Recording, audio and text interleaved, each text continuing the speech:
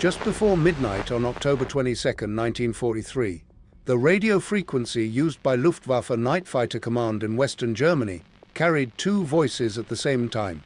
One was the real controller in his bunker. The other was a German-speaking officer in a basement in Kent, England, 400 miles away. The pilots in the air could not tell them apart. By the time they worked it out, 569 Royal Air Force bombers had reached the city of Kassel.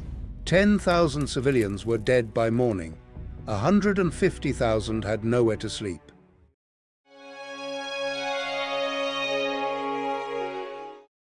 To understand what changed that night, we have to go back 3 years. General Joseph Kammhuber had been given the job of organizing German night air defense in July 1940, and by April 1941 his system was fully operational.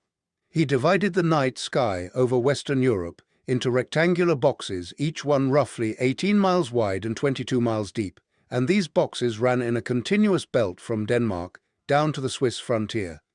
The Germans called each box a Himmelbett.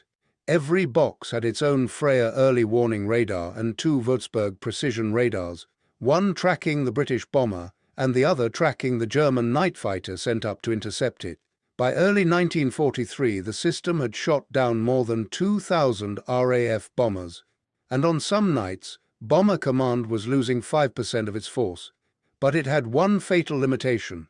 Each box could only handle one German fighter at a time, and if the RAF concentrated its bombers into a tight stream and pushed them through a narrow corridor, most of the boxes were empty while the few in the corridor were overwhelmed. In the summer of 1943, the British found a way to make even those boxes go blind.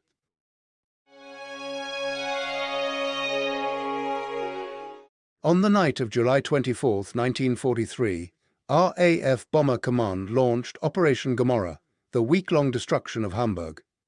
As the bombers crossed the Dutch coast, the crews opened their flare chutes and started pushing out bundles of metallic foil strips.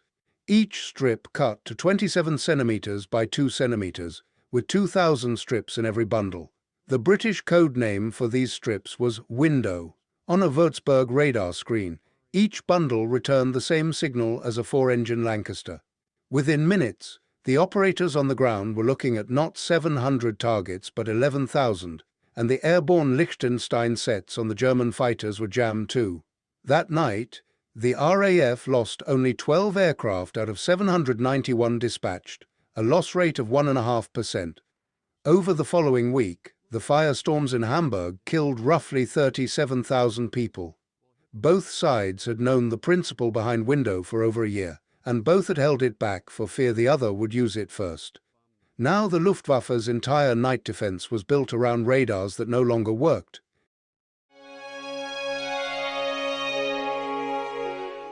On June 27, 1943, a month before Hamburg, an officer named Hajo Hermann had proposed a new tactic to the Luftwaffe High Command. Single-engined day fighters, FW-190s and Bf-109s, would be sent up at night to hunt bombers visually. They would orbit over the burning city, silhouette the bombers against the fires and the searchlight beams, and shoot them down by eye. Hermann called the tactic Wild Sau, or Wild Boar. After Hamburg, 3 new fighter wings were stood up for this work, designated JG-300, JG-301 and JG-302. At the same time, the existing twin-engine night fighters of Nachtjagdgeschwader 1, 2, 3 and 5 were freed from the rigid Himmelbett boxes and told to fly into the bomber stream and engage at will. This was Zahme Sau, or Tame Boar. Neither tactic depended on ground radar. What both depended on was the running commentary, a continuous broadcast from a ground controller describing the position of the bomber stream in real time over a high-frequency radio channel. On the night of August 17, 1943, around 30 Wild Boar fighters intercepted the Peenemünde raid and shot down 29 of the 40 bombers the RAF lost that night. The new German system worked, but it now hung on a single thread, which was the voice of the ground controller in the pilot's earphones. And the British have been listening to that voice since 1939.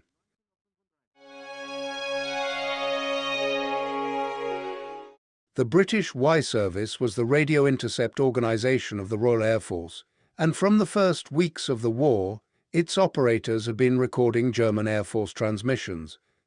By the summer of 1943, their analysts knew the Luftwaffe procedure word for word, the call signs and the frequencies, and the slang the controllers used when they thought no one was listening. And so somebody at Bomber Command headquarters asked the obvious question: if we can hear them, why can we not speak to them?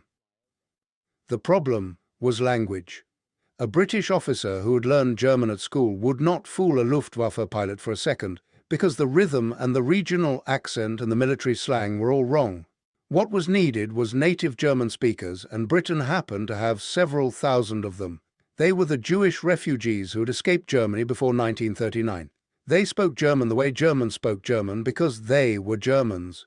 A small group of them were recruited, taken to a transmitter site at Kingsdown in Kent, and trained to imitate Luftwaffe ground control procedure. The code name for the operation was Corona. The first night it was used was October 22, 1943, and the target was Kassel.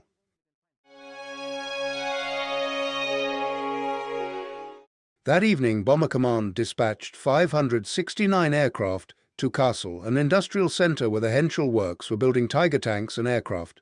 The force was made up of 322 Lancasters and 247 Halifaxes, and it crossed the Dutch coast around 7:30 in the evening British time. At Kingsdown, the Y service teams locked onto the main control frequency for the Luftwaffe sector. A German-speaking officer sat down beside the transmitter, listened to the real controller giving his instructions, and then began to speak on the same frequency. The first false orders were about fog. The Corona operator told German pilots that their home airfields were closing in, and they were to land immediately at alternative bases. Some of them did. The real German controller heard the false voice through his own headphones and shouted in reply, "Do not be led astray by the enemy." This phrase, or a variation of it, appears in the Y service reports and in the later memoir of Aileen Clayton, the British officer who oversaw the operation. Over Kassel, the RAF found the defence less concentrated than expected. Around 486 bombers reached the target and dropped more than 1,800 tons of high explosive and incendiaries. The man speaking German on the Corona frequency that night was a refugee who'd been driven out of Germany by the Nazi regime before the war.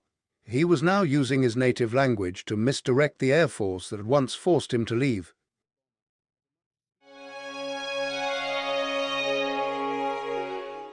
Through the rest of October and into November, Corona was on the air every night the RAF flew deep into Germany. A Luftwaffe pilot in the cockpit of a Bf 110 over Westphalia might hear two completely different orders inside the same sortie, and he had no reliable way to know which one had come from his own command and which one had come from England. Some Staffeln landed in clear weather because they had been told the fog was closing in, and some flew hundreds of miles off course chasing bomber streams that did not exist. And then on the night of November 17, 1943, with Bomber Command attacking Ludwigshafen on the Rhine, a single short message went out over the German fighter frequency. "All butterflies go home." In the internal slang of the Luftwaffe, butterflies was the word the controllers used for their own night fighters, and the British had known this for some time. To a German pilot listening in his cockpit, the phrase sounded exactly like a standard recall from his own group commander. A number of fighters obeyed it and landed. Over Ludwigshafen that night, the RAF lost one bomber.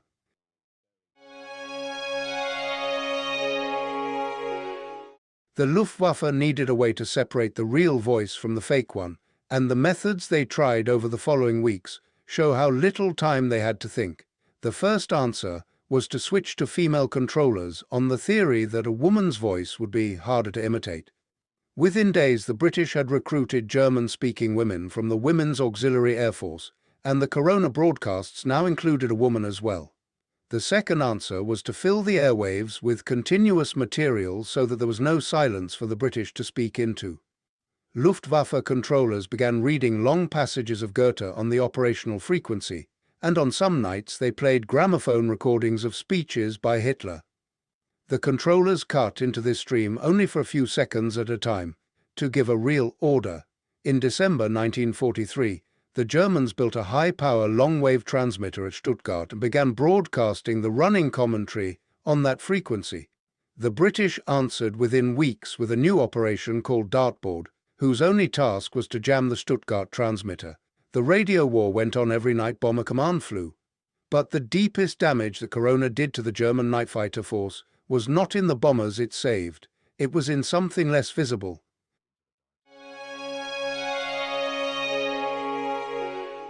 From November 18, 1943 to March 31, 1944, RAF Bomber Command flew 16 major raids against Berlin, and the campaign came to be known as the Battle of Berlin. Corona was on the air for every one of them. The wild Boar and Tame Boar pilots, who depended entirely on the radio, became increasingly cautious about the orders they received.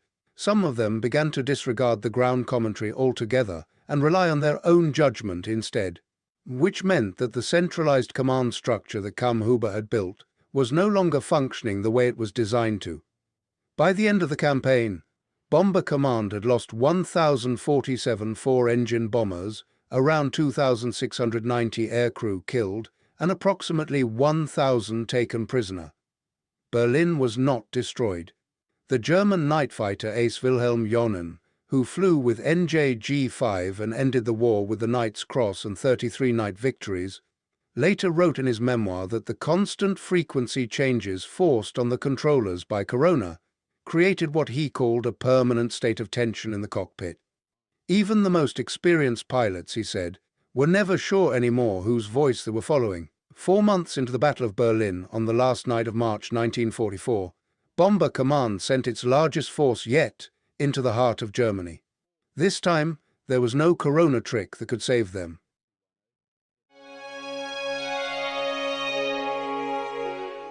On the evening of March 30th, 1944, Bomber Command dispatched 795 aircraft against Nuremberg, the city where the pre-war Nazi Party rallies had been held. The force was made up of 572 Lancasters, 214 Halifaxes, and 9 Mosquitoes. A meteorological mosquito had flown the route earlier in the afternoon and reported back that there was a full moon, no protective cloud over the outbound leg, and clear skies expected over the target. The raid went ahead anyway. Around 10 o'clock that night, the German fighter control did something the Corona could not counter. The controller ignored every British diversion and feint and assembled his fighters at 2 radio beacons which sat directly astride the only practical route from the Belgian coast to Nuremberg under those weather conditions.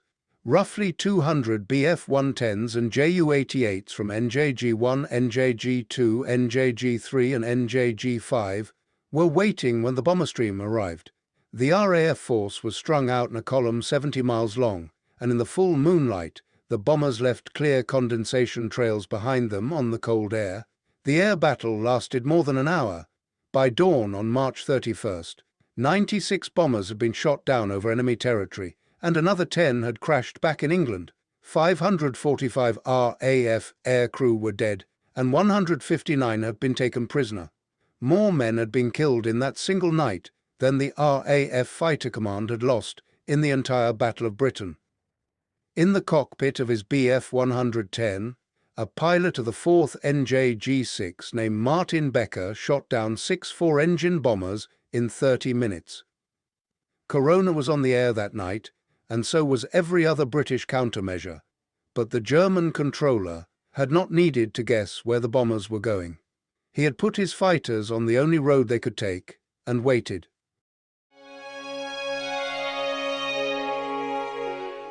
That night ended the Battle of Berlin, and it ended Bomber Command's strategy of mass deep penetration raids by moonlight. Wilhelm Jonen survived the war with 33 night victories, published his memoir in 1956, and died at home in Germany on February 7, 2002. Peter Spoden, who flew Bf-110s with NJG-5 and NJG-6 through the same nights Jonen describes, also survived. After the war, he joined Lufthansa as a commercial pilot and flew the DC-3, the Super Constellation, the Boeing 707, and finally the Boeing 747, and he stayed on as an instructor until 1981. He died on December 8, 2021, at the age of 100. Martin Becker, the pilot who shot down 6 bombers over Nuremberg, finished the war with 58 night victories and the Knight's Cross with oak leaves, which he received in October 1944. He died in Germany on February 22, 1995. Hajo Hellmann, the man who had proposed the wild boar tactic, was taken prisoner by the Soviets in 1945 and held for 10 years. He returned to West Germany in 1955, trained as a lawyer, and later represented several former Third Reich officials in post-war trials. He died at Düsseldorf on November 5, 2010, aged 97.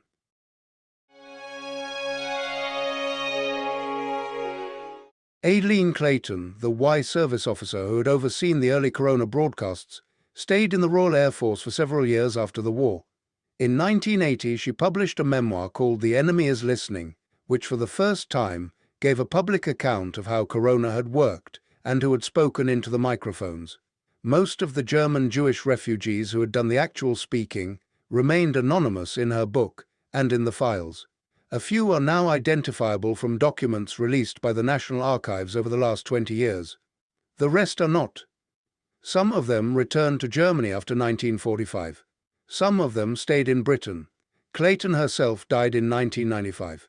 Peter Spoden died on December 8, 2021. In the same year, the last tranche of Corona-related documents at the National Archives in Kew was open to public inspection. Many thanks for watching. Please subscribe and share.